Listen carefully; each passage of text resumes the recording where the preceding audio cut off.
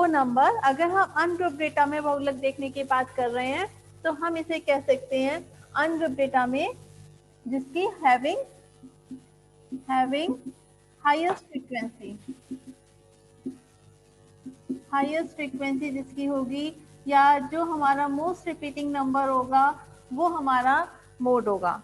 लेकिन अगर हमारा डेटा अनग्रुप्ड डेटा है, सॉरी ग्रुप डेटा है, अनग्रुप में तो आप उसकी फ्रीक्वेंसी को काउंट करके निकाल लेंगे कि इसकी फ्रीक्वेंसी ये नंबर इतनी बार रिपीट हो रहा है, तो वो हमारा मोड हो गया। मैंने ये भी बताया था आपको प्रीवियस क्लास में कि एक ही आपके डेटा में दो भी मोड हो सकते हैं, तब हम उसे कहते हैं बाई मोड। अगर एक से ज्यादा मोड होते हैं, दो से ज्यादा मोड होते हैं, तो हम उसे कहते हैं मल्टी मोड। मीन्स एक ही डेटा की सीरीज अगर आपको दी गई है तो उसमें आपके एक भी मोड हो सकता है, दो भी मोड हो सकते हैं, या दो से ज्यादा भी मोड हो सकते हैं। It depend on the nature of the data.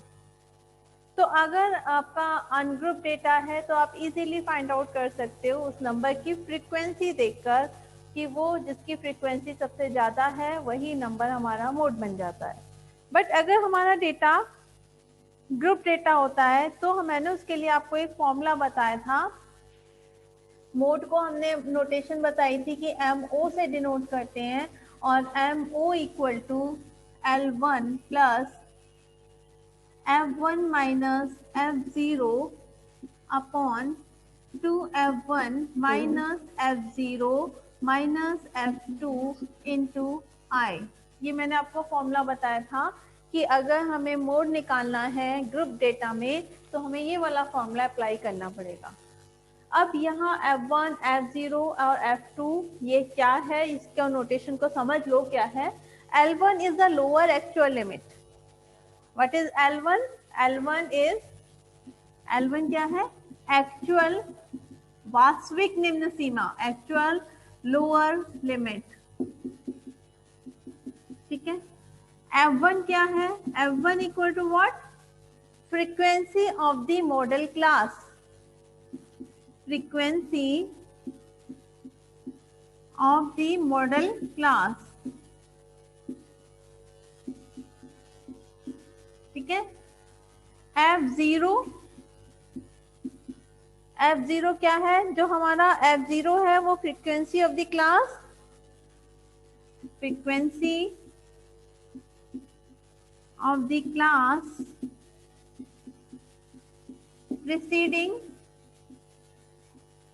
preceding to model class. मतलब बहुलक वाला जो वर्ग होगा, मॉडल क्लास जो होगी, उससे पहले वाले जो क्लास इंटरवल होगा उसकी जो फ्रीक्वेंसी होगी वो हमारी मॉडल क्लास होगी, वो F0 होगी। देन F2 क्या होगा?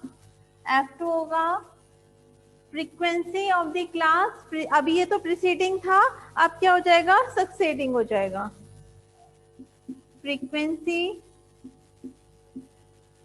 Of the class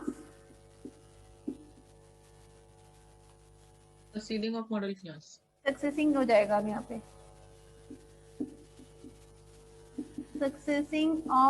सक्सेसिंग to the model class.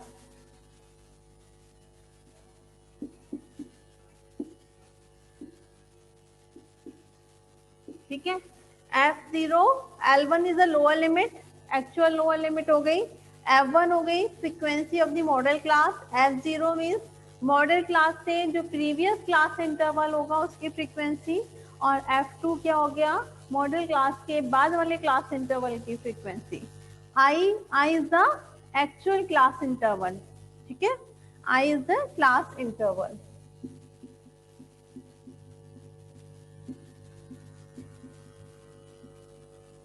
I is the class interval। ठीक है, ये चीजें आपको पता होनी चाहिए।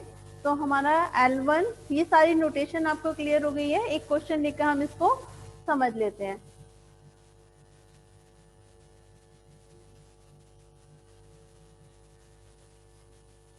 हाँ जी, क्वेश्चन नोट डाउन कर लीजिए। 0 to 9 क्लास इंटरवल आपको मेंशन है, और सन में क्या गिवन है? फ्रीक्वेंसी गिवन है। ये दोनों चीजें आपको मेंशन होंगी क्वेश्चन में।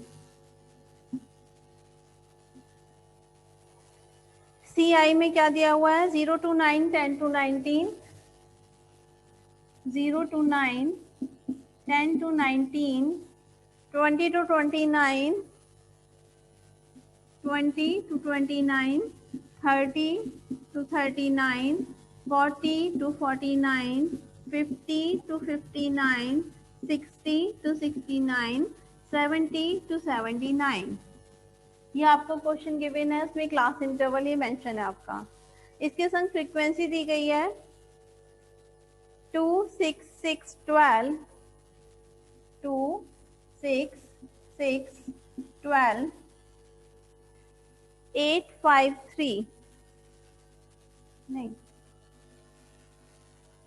सॉरी एक मिनट, यहाँ पे गड़बड़ हो गई। फ्रीक्वेंसी दी हुई है 1 से स्टार्ट है, 1, 2, 6, 6, 12, 8, 5 and then 3। This is the frequency given in question। ठीक है, 1, 2, 6, 6, 12, 8, 5, 3। हमने मीन जब निकाला था, मीडियन निकाला था, तो हमने CF कैलकुलेट किया था, बट यहाँ पे आपको CF को कैलकुलेट करने की जरूरत नहीं है। आपका सीधा काम जो फ्रीक्वेंसी गिवन है इसी से हो जाएगा। फ्रीक्वेंसी आपको दी हुई है, आपको सबसे पहले मॉडल क्लास को आइडेंटिफाई करना है। अब यहाँ पे मॉडल क्लास कौन सी होगी, जिसकी फ्रीक्वेंसी सबसे ज्यादा बड़ी है। यहाँ पे फ्रीक्वेंसी सबसे हाईएस्ट फ्रीक्वेंसी क्या है, 12। तो हाईएस्ट फ्रीक्वेंसी वाला जो क्लास इंटरवल होगा ये आपका मॉडल क्लास हो जाएगा। ठीक है, तो इसकी जो ये फ्रीक्वेंसी होगी इसको हम क्या कहेंगे, F1। ये हमारा F1 हो गया। इससे जो कम वाला क्लास इंटरवल है उसकी फ्रीक्वेंसी को कहेंगे F0। इसके बाद वाली की फ्रीक्वेंसी को कहेंगे F2। क्लियर है? मॉडल क्लास जिसकी फ्रीक्वेंसी सबसे ज्यादा है उस वाले क्लास इंटरवल को आपको चूज कर लेना है, उसकी फ्रीक्वेंसी हो गई F1। उससे प्रीवियस वाले की फ्रीक्वेंसी हो गई, मींस कम वाले की, उससे कम वाले क्लास इंटरवल की जो फ्रीक्वेंसी है वो हो गई F0, और उसके बाद वाले की फ्रीक्वेंसी हो गई F2। ठीक है, अब आपके पास F1 F0, अब हमें निकालना है L1 और I। अब क्योंकि यहाँ पे देखो, यहाँ 39 है, यहाँ 40 है, तो मैंने ये बताया हुआ था कि ये हमारा कौन सा, ये इंक्लूसिव है। इंक्लूसिव को हमें एक्सक्लूसिव में चेंज करना होता है। तो हम क्या करेंगे, यहाँ पे 0.5, दोनों के बीच में 1 का डिफरेंस है। लास्ट क्लास में मैंने बताया था कि अगर हमारे पास क्लास इंटरवल इस तरीके का है कि यहाँ की इसकी अपर लिमिट और इसकी लोअर लिमिट में अंतर है अगर डिजिट का, तो हम यहाँ पे 0.5 इस वाली लोअर लिमिट में से माइनस करते हैं और अपर लिमिट में ऐड कर लेंगे, क्योंकि 1 का डिफरेंस है, 1 का हाफ 0.5 हो गया। तो 0.5 को आपको अपनी लोअर लिमिट में से माइनस करना है और हायर लिमिट में जो अपर लिमिट है उसमें ऐड करना है। तो इसका जो एक्चुअल क्लास इंटरवल होगा वो क्या हो जाएगा, जो एक्चुअल क्लास इंटरवल होगा वो क्या आ जाएगा, 39.5 to 49.5। 49.5। ठीक है, 39 इसमें से 0.5 माइनस करना है, देन इसमें ऐड करना है। अब इसकी lower limit, it means L1 क्या हो गया, 39.5, और I कितना हो गया, 49.5 माइनस 39.5, दैट इज 10। तो हमारा I यहाँ पे हो गया 10। सब डिजिट आपके पास सबकी वैल्यू आ चुकी है, L1 आ गया है, F1, F0, F2 भी आ गया है और I भी आ गया है। अब सारी वैल्यूज को आपको फॉर्मूले में पुट कर देना है। ठीक है, तो मैं यहाँ पे इसको हटा के यहाँ पे फॉर्मूले में पुट कर रही हूँ। 39.5 MO equal to 39.5 plus F1 minus F0 means 12 minus 6. 12 minus 6 divided by 2 F1 means 2 into 12 minus F0 minus F2 means minus 6 minus 8 into I means 10. सबकी वैल्यूज पुट कर दी हैं, जो जो अभी हमने निकाल ली थी, F1 F0 F2 निकल चुका था, I और L1 अभी निकाल लिया हमने और उसकी वैल्यूज को पुट कर दिया। तो ये आ गया 39.5 प्लस 12 माइनस 6 हो गया 6 अपॉन 24, 8 प्लस 6 को ऐड कर दिया दैट इज 14 माइनस 14 इंटू 10 और सॉल्व किया 39.5 प्लस 6 अपॉन 10 इंटू 10, 10 से 10 कैंसिल हो गया, 39.5 प्लस 6, 39.5 में 6 को ऐड कर दिया तो कितना आ गया 45.5। ठीक है, समझ में आ गया कैसे आया? किसी को कोई स्टेप समझ में ना आ रहा हो, किसी स्टेप में कोई कंफ्यूजन हो तो पूछ सकते हो। क्लियर है? Yes ma'am. तो ये अगर हमें फॉर्मूले से मैंने बताया था कि एक ही क्वेश्चन में अगर तीनों चीजें निकालने के लिए बोला जा रहा है, मीन मीडियन मोड, तब तो आपको क्या करना है, तब आपको वो रिलेशनशिप वाला जो मैंने फॉर्मूला बताया था, मोड इक्वल टू 3 मीडियन, तब मैंने बताया था ना, ये 2 मीन, मोड इक्वल टू, तब मैंने बताया था mode equal to 3 median minus 2 mean, मैंने ये वाला फॉर्मूला बताया था। अगर एक ही क्वेश्चन में तीनों चीजों को कैलकुलेट करना है तो आपको ये वाला फॉर्मूला अप्लाई करना चाहिए। बट अगर क्वेश्चन में केवल मोड को कैलकुलेट करने के लिए कहा जा रहा है तो आप इस फॉर्मूले को यूज करके आप मोड को कैलकुलेट कर सकते हैं। ठीक है, तो ये आपके क्वेश्चन पे डिपेंड करेगा कि आप अपने कौन सा वाला फॉर्मूला आप अप्लाई इसमें करना चाहते हैं। ठीक है,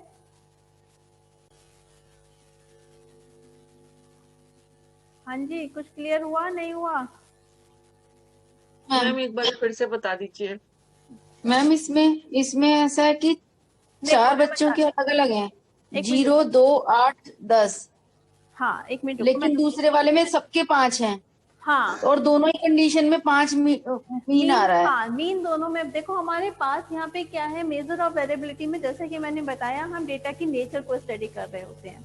हमारे पास 2 सीरीज हैं, दोनों सीरीज में डेटा की नेचर में बहुत डिफरेंस है, बट मीन दोनों का 5 आ रहा है।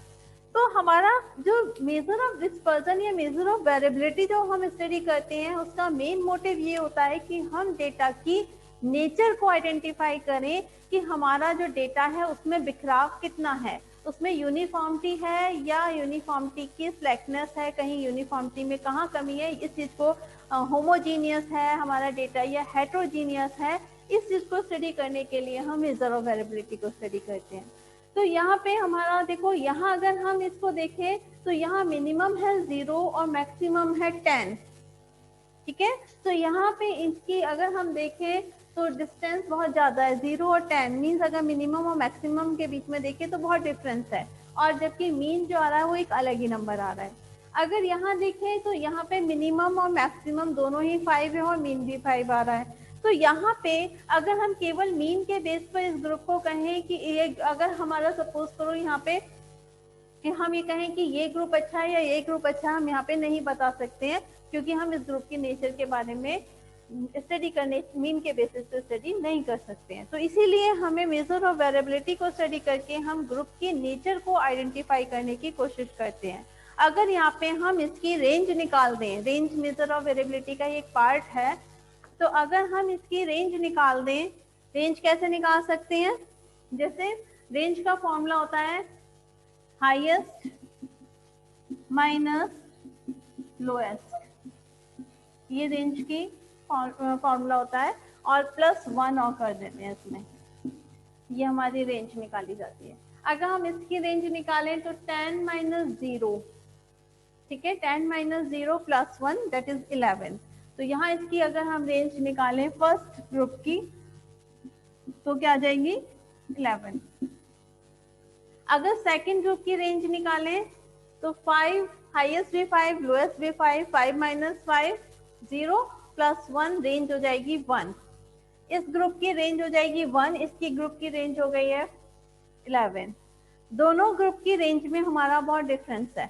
अब यहाँ पे जितनी हमारी वेरिएबिलिटी कम होगी, ये बात ध्यान रखना, जितनी हमारा मेजर ऑफ वेरिएबिलिटी कम आएगा उतना ही हमारे डेटा में यूनिफॉर्मिटी ज्यादा होगी।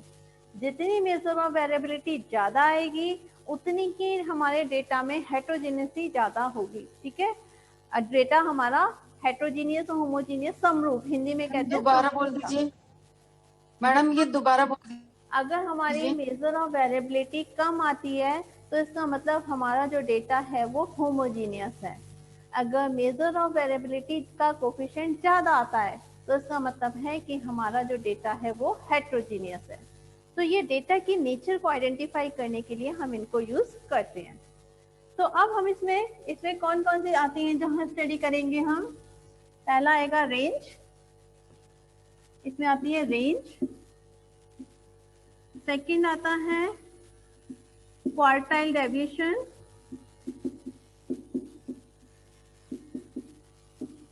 Quartile deviation. थर्ड आता है मीन डेविएशन एंड फोर्थ आता है standard deviation, standard deviation. Range को हिंदी में कहते हैं परिसर, इसे हिंदी में कहा जाता है परिसर। क्वार्टाइल डेविएशन को कहा जाता है चतुर्थांश विचलन, हिंदी में से कहते हैं चतुर्थांश विचलन। मीन डेविएशन को कहते हैं माध्य विचलन और स्टैंडर्ड डेविएशन को कहा जाता है प्रमाप विचलन। जो रेंज होती है, रेंज का फॉर्मूला मैं बता चुकी हूँ। रेंज का फॉर्मूला क्या होता है? रेंज का फॉर्मूला होता है हाईएस्ट माइनस लोएस्ट प्लस 1। ठीक है, ये इसका फॉर्मूला होता है। अगर हम इसके कोफिशिएंट की बात करें, कोफिशिएंट ऑफ रेंज, इसमें कोफिशिएंट ऑफ रेंज अगर हम ये बात करें तो ये क्या होता है? ये होता है L minus S upon L plus S. ठीक है, कोफिशिएंट ऑफ रेंज ये पूछा जा सकता है। तो ये हमारे इसके अंदर देखो, और इनमें एक चीज ध्यान रखो, इनमें भी हायरार्की है। ये हमारा मैम ये फॉर्मूला रिपीट कर दीजिए, इधर लिख साइड में हो गया, दिख नहीं रहा होगा। Coefficient of range, generally range ये पूछी जाती है।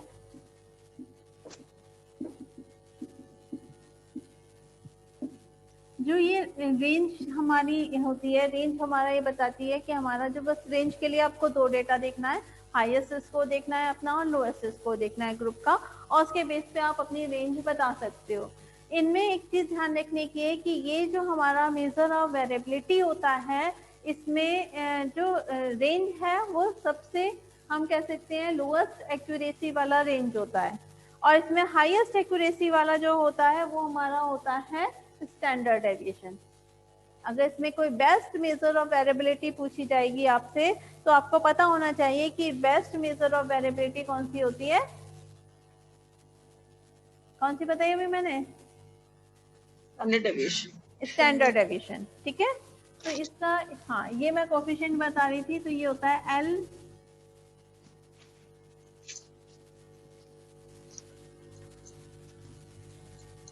H minus L upon H plus L, highest minus lowest upon highest plus lowest. ठीक है, ये हमारा इसका कोफिशिएंट ऑफ रेंज हो जाता है। रेंज में सिर्फ इतना ही है। देन क्वार्टाइल डेविएशन आ जाता है। क्वार्टाइल डेविएशन में, क्वार्टाइल डेविएशन क्या होता है? ये होता है Q3 minus Q1 divided by 2।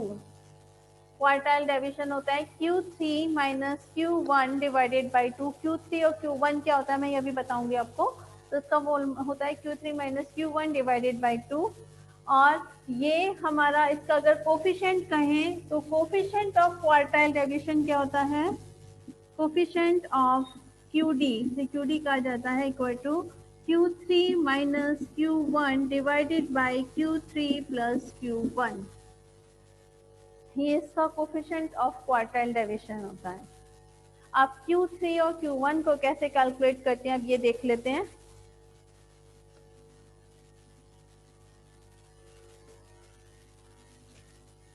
हमें क्वार्टाइल डेविएशन की कैलकुलेशन देख रहे हैं। अब यहाँ पे Q3 क्वार्टाइल डेविएशन में नाम से भी पता चल रहा है कि क्वार्टाइल का मतलब 4 पार्ट्स में आप डिवाइड कर रहे हो डेविएशन में। इसमें हमारा अगर पूरा डेटा A to B है तो क्वार्टाइल मीन्स इनको 4 पार्ट्स में डिवाइड करना। तो हमारे यहाँ पे ये 3 पॉइंट हो सकते हैं Q1, Q2 एंड Q3, जो कि हमारे पूरे डेटा को 4 पार्ट्स में डिवाइड कर रहे हैं। 3 पॉइंट्स 4 पार्ट्स में डिवाइड कर देते हैं तो हमारा पूरा डेटा 4 कैटेगरी में डिवाइड हो गया है। तो ये इसके 3 पॉइंट्स हैं, इनको हम क्वार्टाइल कह रहे हैं। ठीक है, तो क्वार्टाइल आपका Q1, Q2 and Q3 3 quartile होंगे जो कि पूरे डेटा को 4 इक्वल पार्ट्स में डिवाइड करते हैं। अब यहाँ पे जो Q2 है इसकी वैल्यू किसके इक्वल होती है? मीडियन के। मीडियन क्या करता था? हमारे पूरे डेटा को 2 पार्ट्स में डिवाइड करता था। क्वार्टाइल क्या कर रहा है? हमारे पूरे डेटा को 4 पार्ट्स में डिवाइड कर रहा है। ठीक है, तो ये हमारा जो Q2 है वो मीडियन के इक्वल आता है।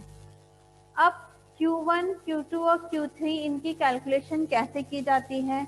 क्योंकि ये सब चीजें हमें ग्रुप डेटा में ही कैलकुलेट करनी होती है। तो आपने अगर मीडियन आपको आता है, जिस बच्चे को मीडियन नहीं आता है या जिस स्टूडेंट ने मेरी मीडियन वाली क्लास स्किप की है उसको मीडियन कैलकुलेट करना पहले सीख लेना, नहीं तो मैं अभी फॉर्मूला बताऊंगी उससे भी समझ में आ जाएगा।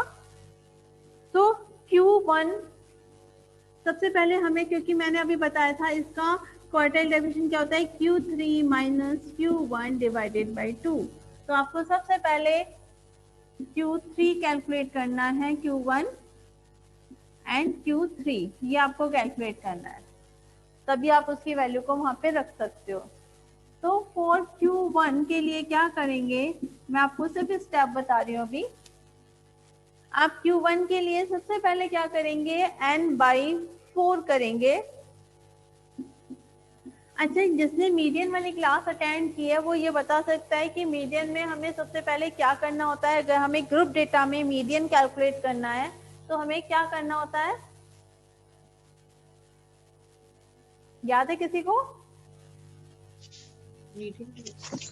अगर हमें ग्रुप डेटा में मीडियन कैलकुलेट करना होता है तो हमें क्या करना होता था उसमें? क्यूमुलेटिव फ्रीक्वेंसी निकालनी होती है। Very good, sit down. हम CF निकालना होता है। हाँ, हमें CF निकालना होता था। सेम वही काम यहाँ पे करना है, लेकिन वहाँ पे आप n/2 करते थे, यहाँ पे n/4 करना है। तो आपको क्या दिया होगा, मैं इसका भी सिर्फ लेआउट बता रही हूँ कि आपको क्या करना होगा और क्या दिया होगा। आपको यहाँ पे क्लास इंटरवल दिया होगा, देन आपको फ्रीक्वेंसी दी होगी, आपको CF कैलकुलेट करना होगा। ये सब चीजें आपको आती हैं, CIF दिया हुआ है और CF उससे कैलकुलेट करना है। सबको CF कैलकुलेट करना आता है ना? Yes ma'am. अब हमें क्या करना होगा, n/4। n का मतलब क्या होगा, जो टोटल सिग्मा, n का मतलब होता है sigma f। Total sigma f upon 4 करके देखोगे आप, सिग्मा f अपॉन 4 करके जो वैल्यू आएगी वो किस CF में आएगी आप ये देखेंगे। ठीक है, जिस CF में वो वैल्यू आ रही होगी वो वाला हमारा Q1 क्लास हो जाएगा। और Q1 क्लास में जैसे आपने पहले मीडियन वाला फॉर्मूला लगाया था, सेम वैसे ही फॉर्मूला लगाएंगे। अभी मैं इसका एक एग्जाम्पल ले लेती हूँ, उससे आपको ये चीजें और क्लियर हो जाएंगी।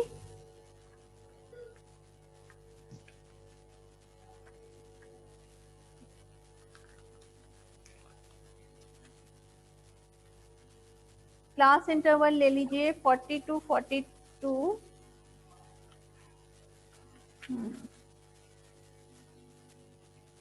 40 to 42, 37 to 39, 34, 36, 31, 31 to 33, 28 to 30, 28 to 30, 25 to 27, 22 to 24 और 19 to 21 ये क्लास इंटरवल गिवन है आपको। फ्रीक्वेंसी गिवन है 5, 8, 9, 10, 5, 8, 9, 10, 7, 5, 4, 2, 7, 5, 4 and 2 ये आपको गिवन है। ठीक है, पहले आप सीएफ बनाना शुरू करेंगे। 2 + 6 + 5 11 + 7 18 18 + 10 28 28 + 9 37 37 + 8 45 45 + 5 50। सबसे पहले आपने सीएफ बना लेना है। उसके बाद n/4 करना है। n/4 का मतलब 50 / 4। ठीक है, इसका मतलब हो गया 50 / 4 दैट इज कितना हो गया 12.5। 12.5 किस में आ रहा है, इस वाले क्लास इंटरवल में आ रहा है। तो ये हमारा जो हो गया 28 to 30 ये हमारा Q1 क्लास हो गया। ये हो गया Q1 क्लास। ठीक है, अब इसके लिए फॉर्मूला जो होगा फॉर Q1 के लिए L1 + Q1 = L1 + I/F L1 + I/F n/4 - CF ये फॉर्मूला लगा देंगे। L1 means lower limit, lower limit किसकी, इसकी, तो 27.5 हो जाएगी। I कितना है 27.5 और 30.5 दोनों का डिफरेंस हो जाएगा 3, I हो जाएगा 3। F कितना हो गया 7, n/4 कितना हो गया 12.5, CF कितना हो गया इससे पहले वाले क्लास इंटरवल का CF जो कि इससे कम वाला 11 है। ठीक है, तो ये हो जाएगा 27.5 + 3/7 × 1.5। 12.5 में से 11 गया तो क्या गया 1.5।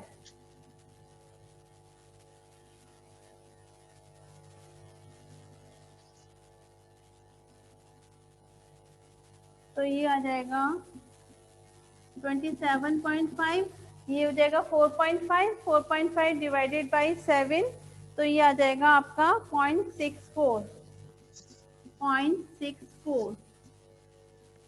तो इसको ऐड कर देंगे तो ये आ जाएगा 28.14। ठीक है, ये हमारा क्या हो गया Q1। अब Q3 निकालना होगा। Q3 के लिए क्या कर दोगे, सब कुछ सेम रहेगा, Q3 भी ऐसे निकलेगा, सब कुछ सेम रहेगा। बट यहाँ पे Q1 के लिए हमने n/4 किया था, Q3 के लिए क्या हो जाएगा, यहाँ पे मैं इसी में कर रही हूँ, Q3 के लिए हो जाएगा 3n/4। मैम नीचे वाला दिख नहीं रहा। ये दिख नहीं रहा, यहाँ पे लिख देती हूँ 28.14। ठीक है, ये आ जाएगा 28.14। इसको कैलकुलेट करोगे ना तो ये 28.14 यहाँ पे आ जाएगा ये। ठीक है, अब यहाँ पे क्या करा हमने Q3 के लिए 3n/4 कर दोगे तो इट मीन्स ये जो आया था इसको 3 से मल्टीप्लाई करना है, 3 × 50/4 तो ये आ जाएगा कितना आएगा 37.5। 37.5। अब आपका फॉर्मूला यहाँ पे क्या हो जाएगा, बस यही रहेगा 3n/4 हो जाएगा। बात समझ में आ रही है, यहाँ भी 3n/4 हो गया, फॉर्मूले में भी 3n/4 हो गया और फॉर्मूला वैसे ही लगेगा जैसे कि ये लगाया था। आप क्या देखेंगे, देखो 3n/4 की वैल्यू कितनी आई है 37.5। 37.5 किस CF में आपको ये देखना है। ठीक है, तो किस में आ रहा है ये, इसमें तो 37 है, 37.5 इसमें आएगा। तो ये आपका Q3 क्लास हो जाएगी। ठीक है, अब आपको यहाँ पे Q1 की जगह हमारा Q3 हो जाएगा। अब L1 कितना हो जाएगा 36.5 प्लस आई 36.5 39.5 में से माइनस कर देंगे 3/f का मतलब 8 3n/4 आ गया था ऊपर 37.5 माइनस CF का मतलब इससे पहले वाला मतलब 37 को माइनस करना है, तो ये हो जाएगा 36.5 प्लस 3/8 इंटू 37.5 में से ये गया तो 0.5, तो ये हो गया, नीचे दिखेगा नहीं, मैं इधर कर देती हूँ, ये हो गया 36.5 प्लस 1.5 डिवाइडेड बाई 8। ठीक है, इसको आप डिवाइड कर दोगे 1.5 को 8 से तो क्या आ जाएगा 0.19 पॉइंट, ये आ जाएगा 36.69, ये हमारा आंसर आ जाएगा Q3 का।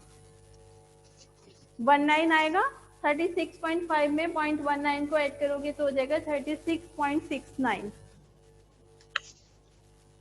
ठीक है, Q1 कितना आया था 28.14,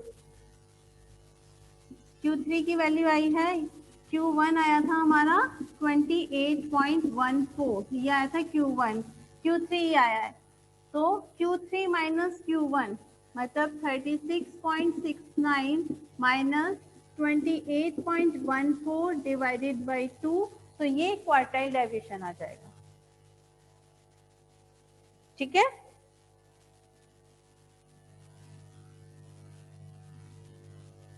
बात समझ में आ गई है? Q1 निकालना है, Q3 निकालना है, मीडियन वाला ही फॉर्मूला है, बस यहाँ पे वहाँ 2 था क्योंकि n/2 मीन्स 2 पार्ट में डिवाइड हो रहा था, यहाँ 4 हो गया क्योंकि 4 पार्ट में डिवाइड हो रहा है। n/4 लगाया था जब Q1 निकाला था, जब Q3 निकाला तो 3n/4 लगाया। ठीक है, इसमें ये वैल्यू रख दी है, सॉल्व कर लोगे आप, इसे मैं आगे सॉल्व नहीं कर रही हूँ, सब कर सकते हैं, बस उसको उसमें से सब्ट्रैक्ट करना है, 2 से डिवाइड करना है, तो आपका आंसर आ जाएगा। ठीक है, क्लियर है?